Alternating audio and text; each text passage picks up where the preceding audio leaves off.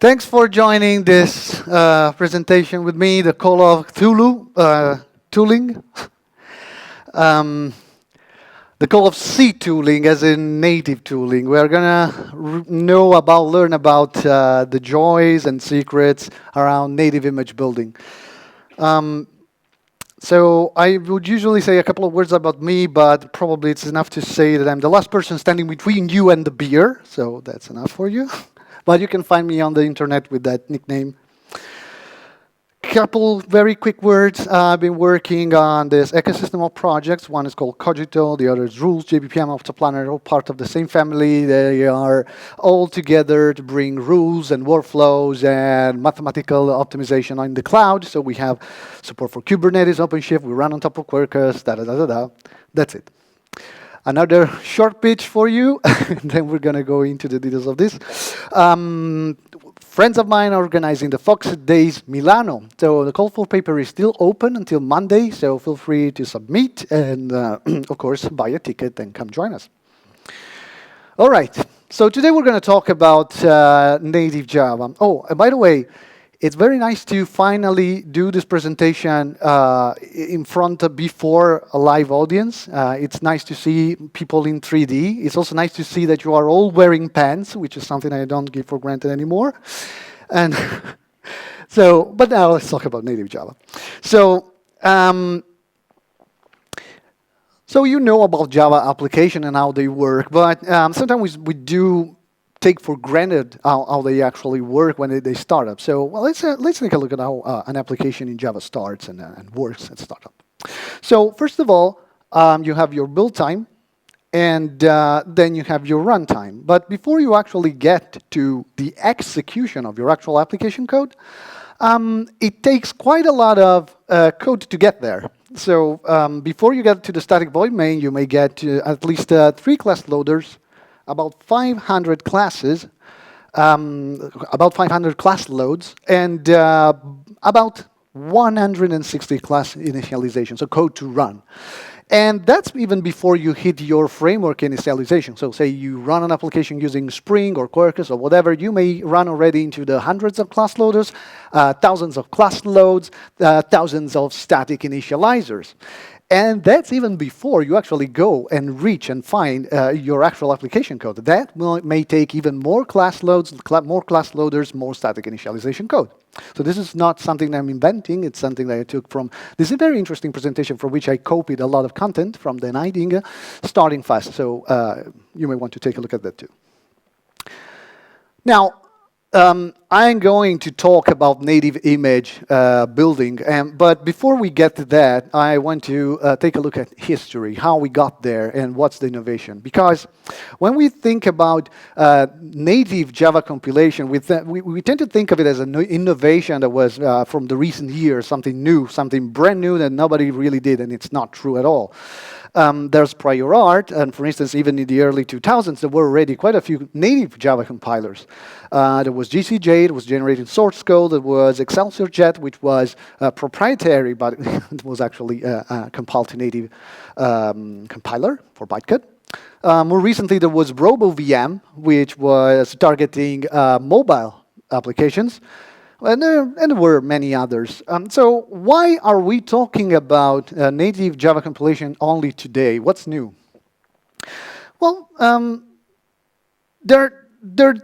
there are a lot of trade-offs that you have to take into account when you decide that you want to compile into native some code. And I assume some of the people here in the room will have attended the talk from Peter Palaga on Quarkus. Some people will have seen Muhammad's talk on GraalVM architecture, and part of this probably will be a duplicate. I hope there will be more content for you to enjoy.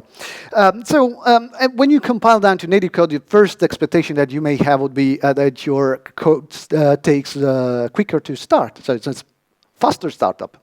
And of course, you may expect a smaller memory footprint, although that's not necessarily true if you do it trivially, but that's probably one of your expectations. For instance, you know that your JVM, it's going to take some scratch memory space to write executable code through the JIT compiler, and that part of the memory you will no longer need because you're compiling ahead of time. You could take aggressive dead code elimination. So your executable size will shrink even further because you will drop all of the code that you don't need. And you get the benefit of having a self-contained executable that you can ship without shipping an entire JDK, right? Now, we are here in the early 2000s, so this is the historical period that you have to think about. So what are the cons of picking these technologies? Where, first of all, it's not a proper JDK, or at least it's not the same as a regular JDK. So it may show a different runtime behavior. It will definitely not be cross-platform because you're compiling to one specific platform.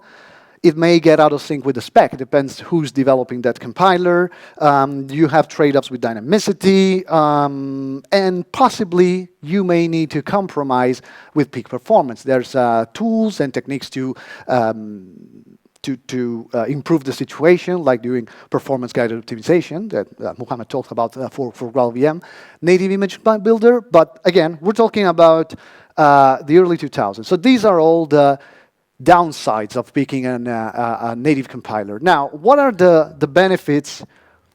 What is the situation at that time? We're not deploying executables that run for a short amount of time. Usually, we have bare metal execution or VMs, and we deploy fat executables that run for a long time. So the startup time is actually negligible. We don't really need to it's not important if it takes milliseconds or seconds or even sometimes minutes, because it will run for a very long amount of time. So who cares about that? Disk is cheap, so even if your application is quite large, who cares? And if it takes a lot of RAM, like, you can throw more hardware at it, and the problem's solved. So that's fine. Besides, you get problems with dynamic linking, and of course, you can still achieve a faster startup time through laziness. So what's laziness? Well, laziness basically is a technique through which you defer initialization of the most complicated part of your application to a later stage. So you only start with the things that are only necessary immediately, and then when you will actually need them, you will actually load them and execute the initialization code and all that. Now, the benefits is that now you're getting a shorter startup time because you're not doing stuff that is useless. So your build time stays the same, the runtime, the time to start shrinks, and everything shrinks because now your framework initialization takes less time, your application initialization takes less time. But the problem is that now you have a less predictable performance profile, because now, at any point in time, your application may load extra code and do some stuff, and you may have a performance hiccup. So you see down at the bottom, delayed in, it's somewhere in time. Okay. So, well, that's okay. It could be a problem, it could be not. It depends on your use case. Now, let's fast forward to today. So today, we have a different environment. So we also have the kind of deployments like on Kubernetes, OpenShift, in the cloud, where you're interested in be responsible with the resources you're using because they cost money. So there's also more interest in stateless applications, which were not the norm a few years ago. So suddenly it becomes more attractive today to have a faster startup time, to have a smaller disk footprint, a smaller memory footprint. So maybe it is time to revisit all of these choices. And that's the point where things start to change in the Java ecosystem. The Java ecosystem leaned a lot on runtime reflection and boot time class loads, dynamic loading at boot time and startup time. So that's where a lot of the complication in the startup of a regular Java application came from. And Micronaut, I would say, so there were quite a few frameworks that were starting to look into using annotation processor and code generation to minimize startup time, minimize load time of complicated structures. But probably Micronaut was one of the pioneers in using this in a proper web framework. And then there was also Quarkus, which took a similar but different approach. And Cogito is not quite a web framework, but I'm putting it there because at the same time, in the same period, we were experimenting with using code generation to minimize startup time of our applications. So how would that work? Well, basically, there are some things that sometimes we were doing at boot time that weren't really needed, like loading configuration files, validating configuration, wiring together beans, all of that stuff. It's not necessarily, it's not something that you need to do at runtime. So you can actually generate code for doing that stuff and avoid doing it from scratch every single time. You don't need to reparse a file every single time. You can do it at build time, and then your application will just start faster because it won't do that every single time you start it. Now, that's good. That's nice. The benefit is, of course, the one I just said. You won't do something that is useless, but at the same time, the downside is that as a developer, you may have to learn something. You have to learn how to do code generation properly, and that's not easy, honestly, and it's something that you may not want to waste your time on. So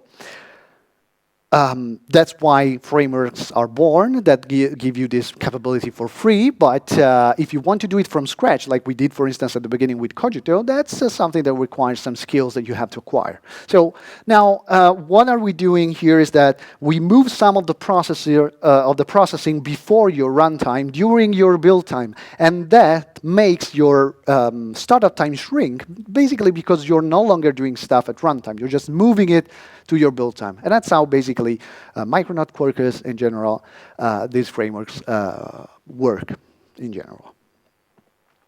And I'm going to take a small detour about Smalltalk VMs. So why am I talking about Smalltalk VMs? If you know, Java took quite a few hints from Smalltalk VMs. And why am I talking about those right now, today? Well, we'll see. So this is a Smalltalk VM. As you can see, it's not a VM as a Java VM is a VM. Java VM just loads code and runs. And but a Faro distribution of Smalltalk boots an entire kind of operating system. It's a programming environment with Windows and coding environments. And what you do here is you contribute code to something that is alive. It's kind of like when you have a virtual machine for an operating system, you do some stuff with your virtual machine, and then you take a snapshot and shut it down. You do not turn it off. You take a snapshot, so that next time you start it up, it will just load faster from disk. And this is basically what's happening in a Smalltalk programming environment. You do not compile a program. You manipulate the state of a VM, of the programming environment, and then you do not shut it down. You take a snapshot of the programming environment, and when you restart the next time, you resume from the state that you have saved. And you can actually do pretty nasty stuff with that. We can destroy the state of your application. So you have to take snapshots to make sure that you don't make a mess. But that's pretty powerful concept, right? So what happens here is that you no longer have a proper distinction between runtime and build time. You have your runtime, you start, you load the state, you just do whatever you have to do, and then you shut down and you save the state. And then when you restart, on and on and on, you load the state, da-da-da-da-da. That's how it works. So why am I taking this detour? Well, let's take a look at a feature that's called checkpointing. It's a feature of the Linux kernel. What you can do with checkpointing, it's a feature of the Linux kernel that allows you to take a snapshot of a running process and then resume the execution somewhere at some point in time. There are a few projects that allow you to use this feature. There are APIs such as Gigawatts and Croc, which is now actually an OpenJDK project. A proper OpenJDK project. And the way they work is that they provide you with either a modified JDK and an API, or just an API that you can use in user space to control which parts of your application should be snapshotted. And then you can restart your application from that point in time. So how does this work? You build your application, you run your application, you get to your static void main, your framework initialization, your application initialization, then you take the checkpoint, and then you resume the execution of your application. Bam, that's it. That's pretty cool. It has some caveats. We're going to see what those are. And now I'm finally ready to talk to you about GraalVM. So all of this was a long introduction because I wanted to give you a full picture of what's the I would say, the true innovation, the real innovation in the GraalVM native image builder. And I want to stress GraalVM Native Image Builder because GraalVM, it's a product name, but it's also an umbrella of different projects. If you attended Mohammed's presentation a couple of hours ago, you will know already, but I will repeat for the benefit of everyone. There's a just-in-time compiler. There's the Truffle framework, which is pretty powerful, allows you to write dynamic programming languages using Java, and then have them seamlessly JIT together across the boundaries of languages. We're not going to see that today. We're going to concentrate, of course, on Native Image Builder, which at the beginning was called Substrate VM. And what Substrate VM does is, of course, generating an executable from your Java code. But it doesn't do just that, because otherwise it wouldn't be that much different than the other project that was born in the 2000s and that people were kind of cold about. So it does reuse the ahead-of-time compilation backend from the JIT, as far as I know. So it does do code generation. So it generates native code. That's true. But it also does two things that are pretty important and pretty, I would say, the key to native image builder. Static initialization and take a snapshot of the image heap. And I will see that in a bit. So everyone here, or at least a lot of people that have dealt with native image builder in GraalVM have learned about the features and limitations that come with choosing native image builder to create your executable. You have a so-called restriction, the closed word assumption. You have limitations on reflection. You can definitely work around those. So things have improved a lot over the past few years. It was much more complicated at the beginning. You still cannot do, in theory, dynamic class loading. There's a way to do it through the Java interpreter using Truffle, but let's not take too much of a detour from there.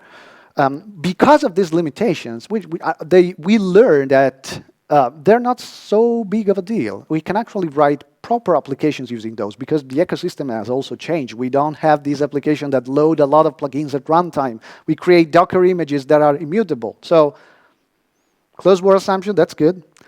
Static initializers may or may not be lazy. It depends on a feature on a flag that you may have to pass to your compiler. At the beginning of GraalVM, the Substrate VM, you had to opt out of it. Now you have to opt in.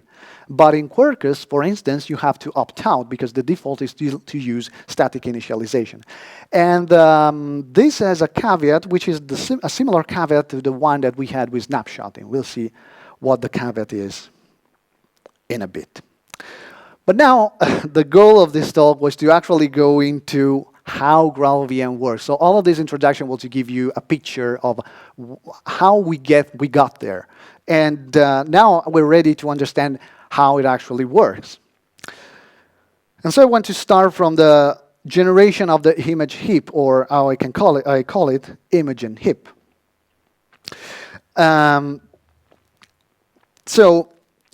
This is a picture that's taken from this paper. It's actually pretty easy to understand, but I just took some parts of the paper and broke it down for you. So the way this works is that the GraalVM Native Image Builder takes your application code, your library code, and even part of the JDK and VM code. It's possible to do that because most of it is written in Java, and that's the power of the GraalVM project as well. Is compiled and processed all together in order to give you your final executable, your native image. And now you probably are starting to understand why they call it a native image and not just an executable. It's called a native image because it takes an image of your heap. In your native image, you have two sections. One is the code section, which is usually called text section. It's the code section. And that's where the code that is actually compiled goes. And then you have the other section in the data section, which is the section where any kind of data can go, where they write the image heap. So what's the image heap? The image heap basically is a snapshot of your memory during the initialization of your application. And the way you opt into taking this snapshot is by using sprinkling here and there static initializers. Now, that's why part of the important work that the native image builder is doing is related to running initializations. So running initialization, let's see an example. This is a very stupid example. You will never write this code, but it's just to get an understanding of what's going on there. So you have this example, this class example, where you have a static void main, and your main is only printing word. But there's a static block. So a static initializing block, static code block. That's just saying hello. So I suppose you can take you people can take a guess of what's gonna be printed. So what's gonna be printed? Come on, don't be shy. While I hello world. Great, you win a prize. Just kidding, that was obvious from context, but also because we basically have an understanding right now of how static initializers basically work. When the class is loaded and you're starting to access parts of it, the bit of code needs to get executed. And so because we are running the main part, before we get to the main, we have to initialize the class. And so we run that bits of code. So first we run hello, and then we run the main. And the main says word, so hello world. Okay, that's kind of a complicated explanation for a pretty silly program, but that's gonna hide a lot. That's hiding a lot of details, of interesting details. Now, suppose that we build this executable using native image. Now, because I am very lazy, I'm using here an old version of the native image builder. And if you guys you people are using a more recent version, you will have seen that it says more fancy, much fancier output, so it's nicer to look at. But for the sake of the example, you'll see that you have a lot of output that's describing what's going on, and at some point you see hello here, and it's weird. So why is it printing something that is actually runnable code? Well, because now my static initializer had run at build time. So what's gonna print now if I run it? Word, exactly. So that's an interesting feature, but that's an interesting behavior, and it can bite you if you're not paying attention. But it's also very powerful. Now, a thing that I wanted to give you, I wanted you to pay attention is that how many things are happening here, even if you don't notice. There's a string constant here, but there's also a method invocation. This method invocation triggers the load of a class that's here. This is an object instance of some like output stream. This is another class, so you're gonna have to load that, and it inherits from other interfaces and classes, so you have to load those as well. This is a field that's belonging to system, and system is a static field, so you will have to run the initializer for that. And the system class refers to other classes, so you have to load all of those as well. So it's so innocent, but a lot of stuff is going on here. The static initializer go in a section of the bytecode that's basically a special method that is called CLInit with the angle brackets. And it computes, in general, the initial values of static fields. So if you have a static field with an expression, but more often than not, the right-hand side is going to be executed at runtime in the static initializer. But you can also create static initializer code by creating static code blocks like we did.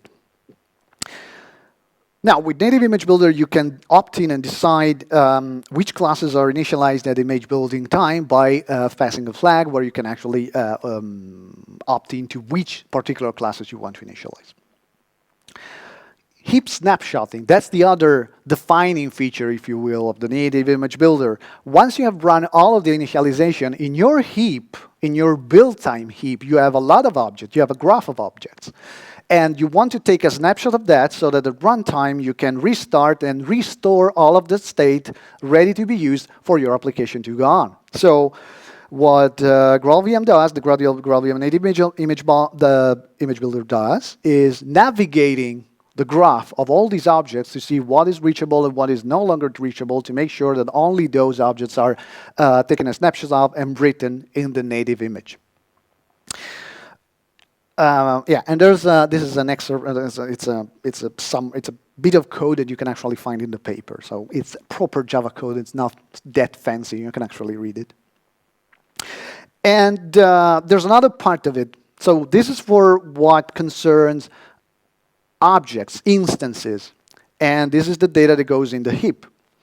But there's also the points to analysis, which is static analysis of your code. So the compiler will look at your code, will look at all the things that are reachable, and will compile them down into native code. So for instance, in our example, you will see that we have a hello, but we have a string. So we have a string which is a car sequence, and it needs cars, it may need car set. It uses system out, so it's a field of the system class, so you will need to load all the classes and compile all the classes that are related to system.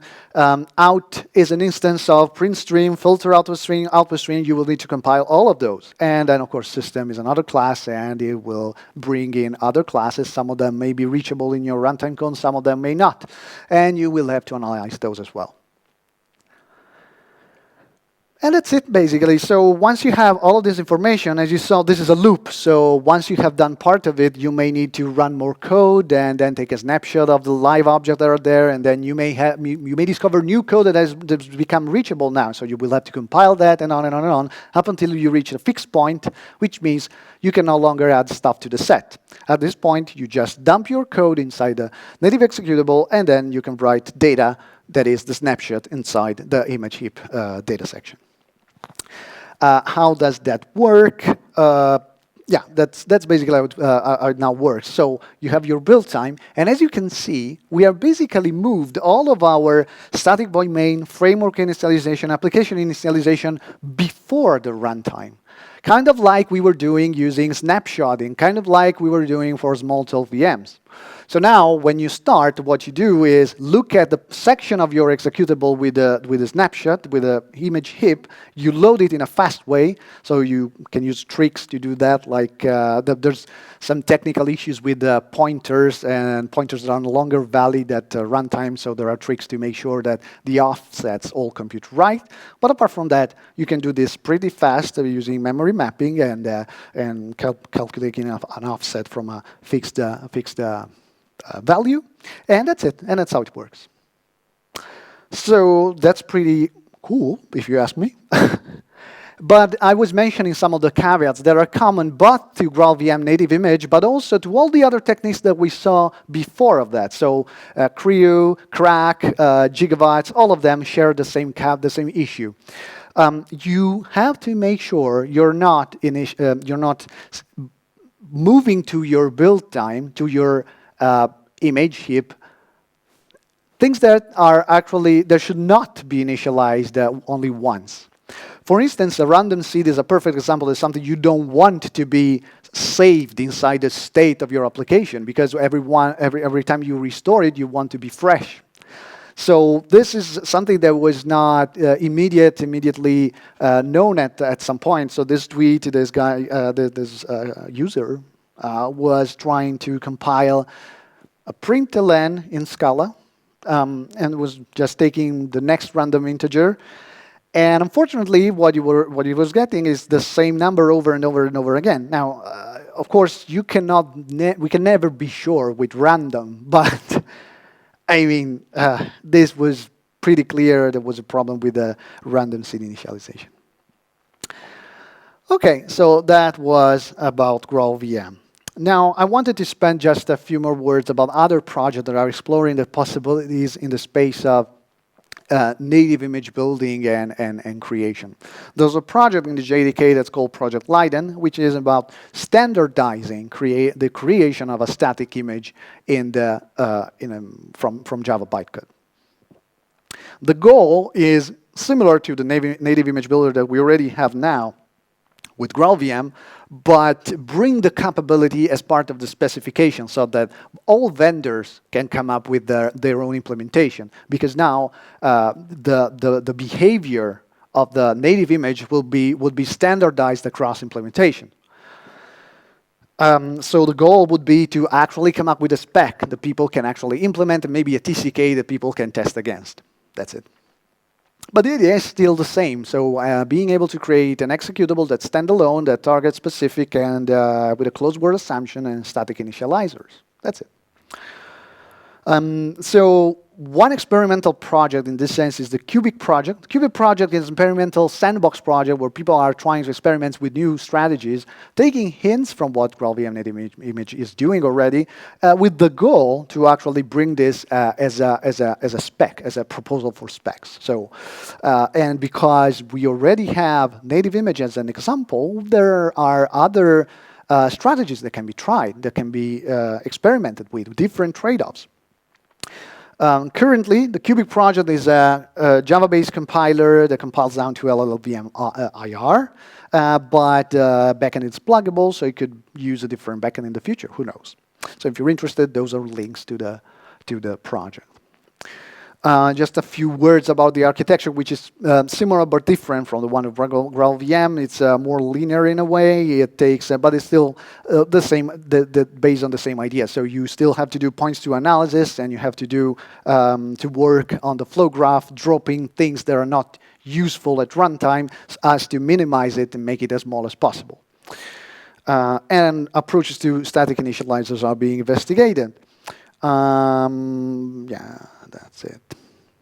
So, for instance, just to give an example of things that are being experimented with that are kind of different from the GraalVM approach, just to see where that brings people, is that GraalVM is using mmap plus an offset for the image snapshot, but Cubic is using a snapshot, a build time serialization and a fast deserialization procedure. GraalVM was initially static first plus an opt-out. Now it has become runtime first and an opt-in. Cubic, at the time of writing this, was all runtime, but the idea was to get as close to build time as possible and investigating ways to bring this feature to the Java language in a way.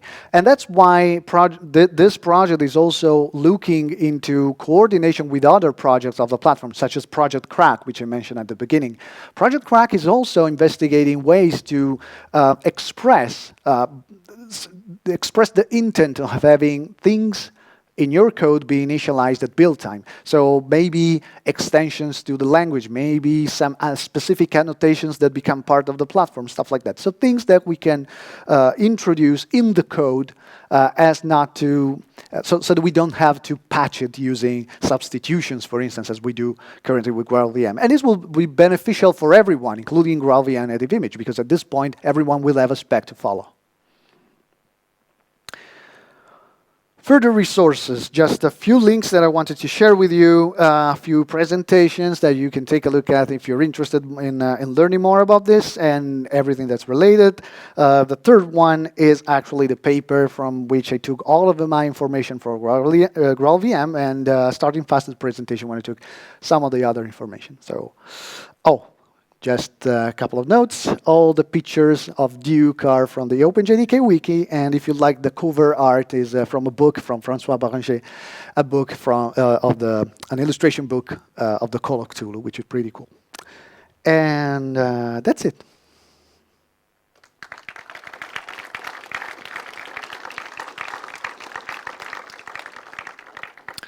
So we have like 5 or 10 minutes, but I'm pretty sure you guys want to go get your beer. But if you do have questions, please feel free to.